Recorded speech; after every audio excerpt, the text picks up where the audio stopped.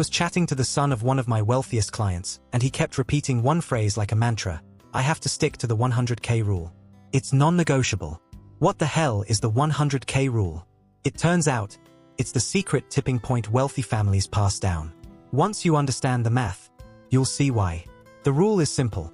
Before you buy a fancy car or a nice flat, your absolute priority is to get £100,000 in liquid, invested wealth. Not your house. Not your car. Cash and stocks. Why? Because before 100K, you are doing all the work. If you save £800 a month, that's your effort, your sacrifice. You are the engine. But at 100K, at an 8% return, your money makes £8,000 a year. Suddenly, your money is almost matching your contributions. It's pulling its own weight. Here is what they don't tell you.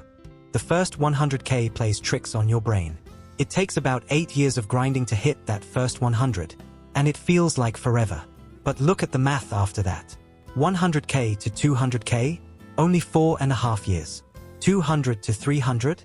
Just 3 years. The time it takes to grow literally gets cut in half. The best performing accounts belong to people who either died or forgot their passwords. Why? Because they let the math work without interference. To get there faster, you have to crank your savings rate. Don't invest 10%. Aim for 25%. On a 40K salary, that cuts your wait time from 14 years to just 7. The first 100K is a brutal emotional grind. But once you cross it, the game changes forever. Start your snowball today. Subscribe to SifuLabs.